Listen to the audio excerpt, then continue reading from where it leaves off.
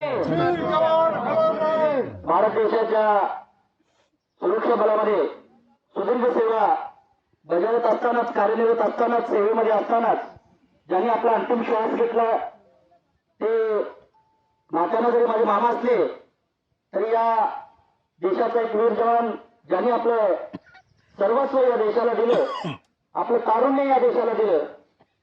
जवळपास 36 वर्ष माणसाच्या जीवनातला जो अनमोल क्षण असतो तो या देश सेवेसाठी हम दिन चार रहे ना रहेमा, हम दिन चार रहे ना रहेमा, तेरा वैभव अमर रहेमा, तेरा वैभव अमर रहेमा.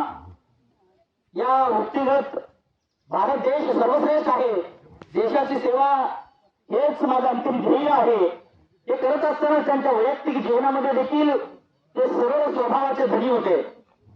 गावात आल्याच्या नंतर असेल, पाहुण्या रावळ्यामध्ये असेल, इष्टमित्रामध्ये असेल, वावरत असताना सरळ स्वभावाचं व्यक्तिमत्व असलेलं व्यक्तिमत्व आज आमच्यामधून गेलेलं आहे.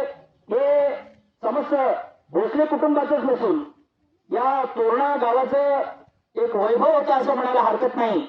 आणि म्हणून छत्रपती शिवाजी महाराजांचा वंश म्हणजे भोसले कुळ आहे. आणि या भोसले कुळामध्ये जन्माला आलेला वीर जवान ज्याने आपलं जीवन या भारत मातेच्या सेवेसाठी समर्पण केलेलं आहे. आज एक या देशाचा देशभक्त म्हणून, एक वारकरी संप्रदायाचा कीर्तनकार म्हणून, भोसले कुटुंबाचा एक नातेवाईक म्हणून, एवढंच नाही तर भारत देशाचा एक नागरिक म्हणून मला दुःख या गोष्टीचं वाटतंय की आज कोणता तरी राजकारणी गेला तर सकल सरकारी गौरव त्या ठिकाणी केलं जातं, ज्यांचं योगदान उभं आयुष्य त्यांचं भ्रष्टाचारामध्ये जातं.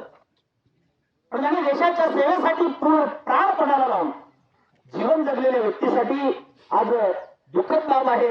आज इथं आल्याच्या नंतर आदरणीय सर्कल इन्स्पेक्टर साहेबांना, इन्स्पेक्टर साहेबांना व त्यांच्या बलाच्या